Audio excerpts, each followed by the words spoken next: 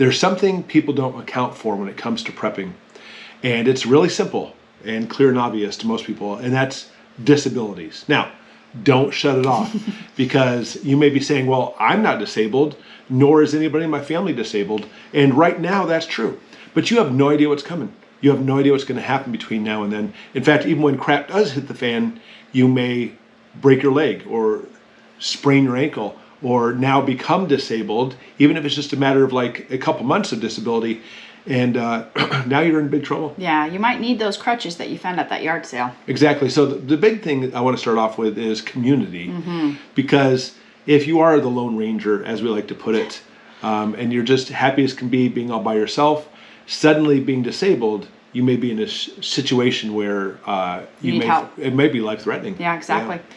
All right, so first off, when we talk about planning for disability, you need to understand you need to plan for disability.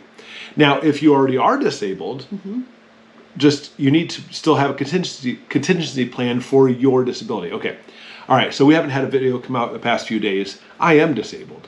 We mentioned before, I got a brain injury in the Gulf War, and I have some days which are stellar, do really well. And there's some days where he doesn't do so well, and it's been a rough few days. So. It's been very rough. Like yesterday morning, I was completely out of it, and I mean, not getting into my disabilities, but I can't think straight anymore. Sometimes retain facts. Even now, MS kicking in, my feet go paralyzed. I've actually been paralyzed from the waist down and collapsed on the ground a few times. So those are all contingency plans, but you need to. But that's not for you. Yeah, exactly. You need to actually understand and decide and plan for you. And again, if you do have a disability, nobody knows you and your disability better than you do. Exactly. And so you need to be able to plan for that. Yeah, find things that you need. If you are in a wheelchair, make sure that you have parts possibly that might break. If you are, a crutch or a walker, make sure that you have everything that you need for that. Yeah, and let's say you do have a walker, but you don't have a wheelchair. You might want to find a wheelchair. Yeah. A nice, light, fold-upable one, so that way you can put it in a car if you need to. And like Ashley said, yard sales are gold for this because somebody will get some crutches and they're like, well, these have value, but I don't want to throw them away. And they'll sit in their basement for a few years and they're finally like, nobody broke their leg again, so they'll put them for sale. And sometimes you can get them next to nothing. Yeah, that thrift stores too. I've seen a lot of them at the thrift stores. Exactly. So try to pick up a lot of those extra things. I'm not saying go crutch crazy and now suddenly you have 40 pair of crutches in your basement. Who knows? Maybe that's like a bartering item when crap hits the fan. Everybody come to you to get their crutches. But you want to make sure you do have contingency plans. There's actually, you can get like what's called a SAM splint, which I'll show you this later, which can actually help you with an ankle. But if you actually have a real splint for the ankle, it actually works much better. So those are things you might want to actually consider picking up, especially if you do see them on sale at yard sales, on clearance, at a thrift store, whatever the case may be. And of course, in all those situations, let's say you actually have a walker and things are getting really bad, you might want to actually just make sure all your walkways in your house are nice and clear. Yes. I'll tell you. Can it fit through the doorways? That's one of the things that really kills me is because I trip over anything. He does. I know we try to keep the paths clear, but little children love to leave trucks everywhere. So do big children. They leave stuff here, and of course I'll trip on it, sometimes fall on the ground, and say some choice words and say, guys, you've got to keep these always clear. Sorry, interruption by a quick phone call. And then, of course, with this, you need to actually prepare all of this for bugging out too. So again, let's say you have a walker, or let's say you're on crutches or a wheelchair. Maybe you just broke your ankle, or maybe you're permanently disabled. Either way, you understand you need to be able to still take things with you. Exactly. So a lot of times for a wheelchair, you can actually find some bags to put on the wheelchair. Some little saddle bags. Yeah, the walker, there's certain backpacks you can find that fit perfect on it. Yeah, exactly, or even a backpack for you. Of course, you're not going to want to kill yourself weighing yourself down with lots of things while you're on crutches, because crutches are a pain in the keister to begin with, to be able to handle those things. And again, way ahead of time, establish a community. Now, let's say you are permanently disabled, nothing better than to have a community established, so possibly other people are disabled too, but go out there and have friends, have loved ones, have family, maybe even your peers, to say, listen, if crap ever hits the fan, even if they're not preppers, if things got really bad and I need to get out of here, do you think you could help me? Exactly. Can you actually come in and help me get in my wheelchair? And, we got all my stuff kind of like packed in a tub, but we just need to grab it. And a lot of times they'll say, yes, just honestly, a lot of times they won't believe it's going to happen anyway, but they'll say sure. And when crap does hit the fan, they'll say, oh, we did tell whoever that we actually would help them out. Yeah, so at least you have somebody that will help you out in some way. I'm sure there's somebody you can find to reach out to help you. Right, and then make sure you have all of your devices ready to go. So let's say you're on a disability. Actually, this is not like a huge one. It does affect people. Maybe you need a CPAP machine. Okay, in that situation, have it ready to go. Actually make checklists, have your tubs ready. I always say tubs because I think that when you talk about bugging out, especially if you're disabled, your car is your best bug out friend there is.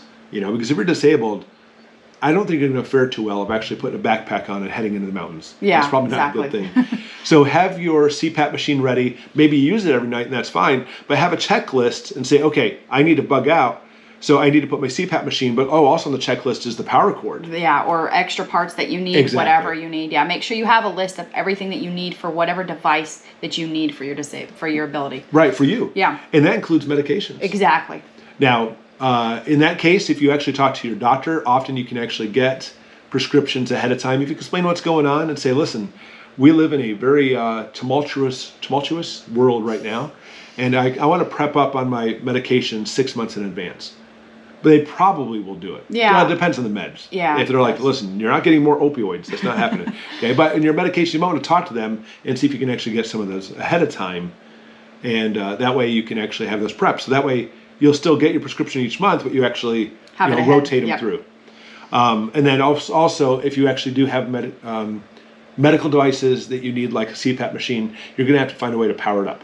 And actually, you can get a really inexpensive, like, for example, I'm not necessarily recommending this brand, but like a little inexpensive Jackery solar generator that, the CPAP machines don't require that much power. No, they don't. And so have some kind of solar generator or alternate power source so that way you can run it. That may actually include simply your car. Yeah. Because you can plug them in your car and off you go from there. But I can't stress it enough. Make lists. Make checklists of what you need for your specific disabilities and put it in the tub. And of course, any papers too. We've made videos about this. We have, yeah. Like your medications. Your family doctors, family information, all the important papers, keep them all in one spot so you know where to grab them. Or you can have somebody grab them for you if they're in one spot. And that one spot should be your Fireproof Waterproof Bag. Exactly. Okay. Or if you have one of those safes that are fireproof, waterproof, that's pretty heavy. But those little bags actually are pretty good. They're not amazing, like if you have an Inferno, they're going to burn up. But they'll actually keep things somewhat safe while you're on the go. Definitely recommend the file folder over a safe because if you're bugging out, you're not going to want to carry your safe. I mean, if you're in the car, but I mean, if you've lifted one of those, it's really heavy. Yeah, obviously. The Fireproof Waterproof Bag. You know what? We actually have one that we recommend. We've never put ours into a fire, and maybe we should do that. Set it on fire and dunk it in the water and see if it holds up. But supposedly it does. Again, some major Inferno it may not. But at least it's some place to keep it and keep it somewhat safe, and that way all the stuff's in there and just grab it. I'll put a link for that below. But then, probably more importantly out of anything else, you need to practice. Yes. And in my opinion, this is the number one shortcoming of preppers, is people don't practice. They buy the stuff and they say, okay, I'm ready. Not even close. You need to practice drills. Practice. Go through drills. Go through drills with their friends. Go through drills with their family. Whomever you need to. Because if you don't practice this, and like we always say, you need to train as you would fight, and then fight as you would train. That's what you learn in the military. And that way, if you keep practicing over and over again, when the time comes and things are getting really scary, your brain will get instantly scrambled, and you'll forget things. Well, and that's really bad. Even if you have checklists, that's a really bad situation. So make sure you practice, and be ready for this. And then lastly, you need to stay ahead of the curve. So for you especially, let's say you're disabled, let's say you're actually in a wheelchair or you have a walker, or you broke your ankle for the next 6 weeks, 8 weeks you're laid up, watch the news like there's no tomorrow, because there may not be tomorrow. And so in that situation, you want to stay ahead of the curve because let's go ahead and say it's a hurricane. How about that? And you'll see that the hurricane's starting to head your way. Oh, we have 7 days out before it hits, 5 days out, 4 days out. Yeah. And they'll say, okay, guys, this is probably going to hit us. We need to start evacuating Thursday. Well, today's only Monday. Yeah. You might want to consider going out tomorrow. Yeah, Tuesday. A couple days ahead of time. When we're moving from Florida, we got our moving trucks. And literally, it's right when a hurricane was coming and they evacuated. So we sat in traffic for hours in these moving trucks just trying to get out. And we had no choice. Yeah. But you don't want to have that situation for the fact that if you're disabled, it's going to make it far worse. So you may simply just need to bite the bullet, leave a couple days early, and that way you can stay ahead of all this, because you are, I hate to say it, more vulnerable than the general populace. It's true. Don't put yourself in that situation. You need to see the danger and get out. But probably the most important thing is this. Are you ready for this? I don't care what your disability is. You need to not make excuses. And it's like the same thing with like weight loss or trying to be on eating healthy or trying to work out every day, etc. Because I mean, look, I'm disabled.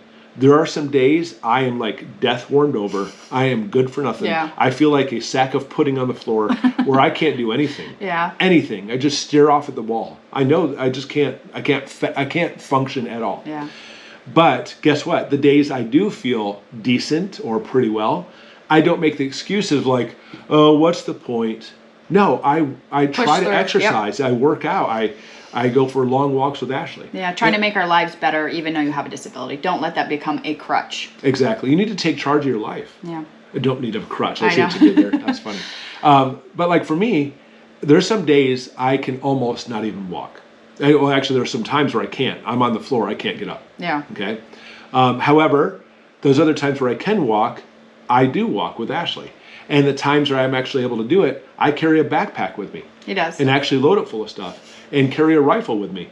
And Ashley doesn't do any of this stuff. She just looks at me all geared up, and the kids are like, Dad, are you off to war? I was like, listen, you're never going to build up the stamina unless you actually do this. Practice. You don't make excuses. No.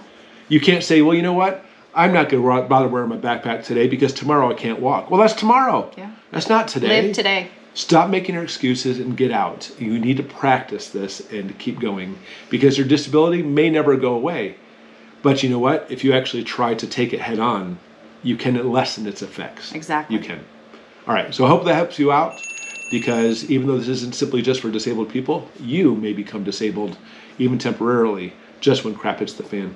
And you want to make sure that, you know what? When crap does hit the fan, it's going to be even worse. It's not going to be so much fun if you are disabled.